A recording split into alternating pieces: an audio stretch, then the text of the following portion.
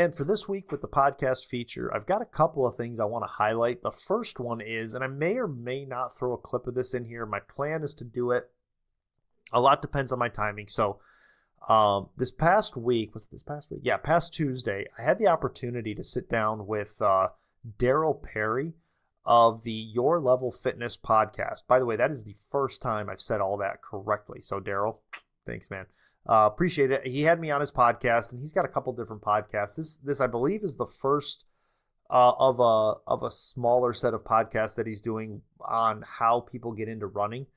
And so I think I was the first one on that feed, but there's a couple feeds you can find it on. I'll share a clip of the interview, but Daryl and I sat down to talk about how I got into running, but we expanded from that, and we got into my view on efficiency, because part of the reason I got into running was I was walking and it was more efficient from a calorie standpoint to run, like from a time and calorie standpoint. So he and I kind of branched off of that initial conversation and talked about efficiency. We talked about workplace interaction, and we had a real good conversation about what is Uncredible, and why I'm so passionate about the Uncredible, those of us who are Uncredible, the workers, the mothers, the people who are in the trenches doing the work all the time, why I'm passionate about that, and why I took this direction of really earning their respect rather than the corporate elites or the people, the professors, and the professionals, so to speak, rather than seeking their respect. Why I decided I preferred the respect that I earned from people who are just everyday workers. So a great conversation with Daryl. He and I are probably going to do some other stuff. I do want to sit down with him at some point and have a conversation for Uncredible for this podcast. But it was fun for me because from a technological standpoint, I really wasn't sure. I've said this, and the technology's held up, but I really wasn't sure if it was going to work. It did. He and I actually had the week prior a 3-hour conversation where we just kind of talked to see where we were at, what would we want to talk about, and in terms of like being able to record that meeting and do that meeting, the tech held up the whole way. So that was nice. So yeah, check that out. The interview with Daryl Perry on the Your Level Fitness podcast.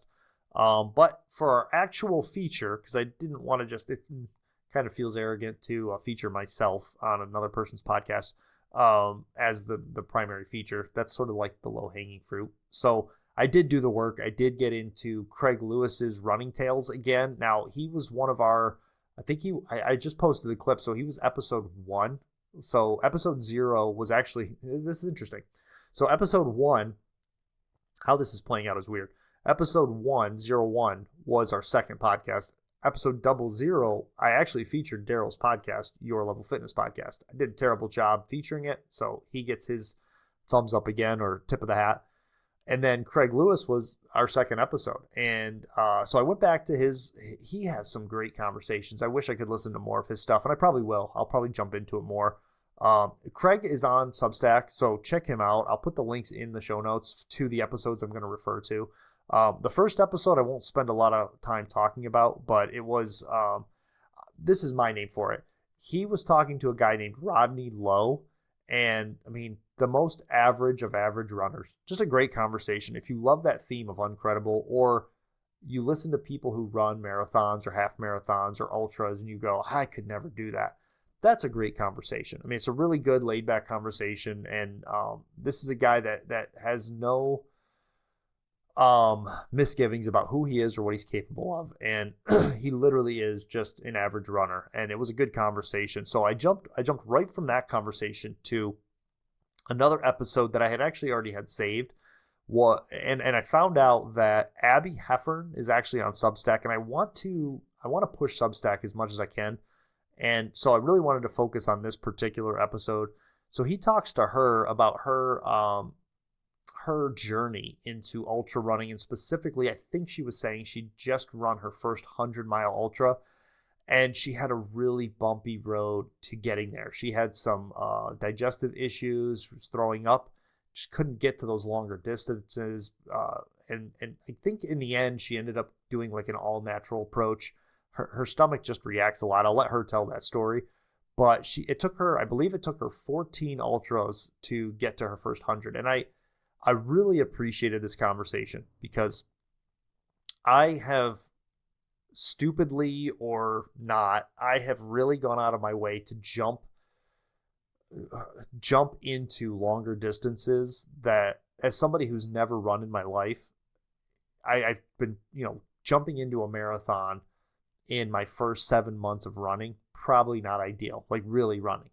And then to be disappointed less than a year later, or exactly a year later, when I still can't quite hit that distance without cramping or some issues. It was really just like nice to hear somebody tell the story of trying to move through those distances and struggling through it. And Abby is also a coach. So Craig jokes during the episode that he's kind of like stealing a coaching session. So a lot of good stuff in there if you're thinking about getting into any kind of long distance running. For me personally, I really love the conversation because here's a person that really just committed to doing it, which is, for me right now, it's the marathon distance. I'm trying to figure it out, and it doesn't happen overnight. And it was nice to, you see all these success stories and you see people who jump into these longer distances and they have great times right away. It was nice to hear this story from somebody who really struggled at a longer distance and faced challenges and had to overcome them. So really good conversation. Check out Craig Lewis's Running Tales with ultra runner Abby Heffern. I called it the long road to 100 miles. So check her out. I'm also going to put both of their Substacks in there. I really want to encourage people to get on Substack. I think that platform is, I think it's different. Maybe I'm wrong. Maybe it's just because I'm on it, but it's different in terms of what the creator can do. And I feel like my interactions on there are different than what I have on other social media. So I think they're more in depth. Like I really feel like the people that there are some people that you're always going to have that like, thumbs up, good job, great article. That's going to be a part of social media. But I feel like the door is there on Substack, the way they're building it with the articles and just the longer form approach. It feels like it slows everything down in a world that is just hyper focused on going fast. I wish I could get into it more, and the more that I get into it, the happier I am in terms of that interaction. So, I've made good interactions, good connections through Instagram with guys like Daryl Perry's a perfect example. We featured him here. And then just being able to interact with these people, it seems like it's a little bit easier to get to that level on Substack.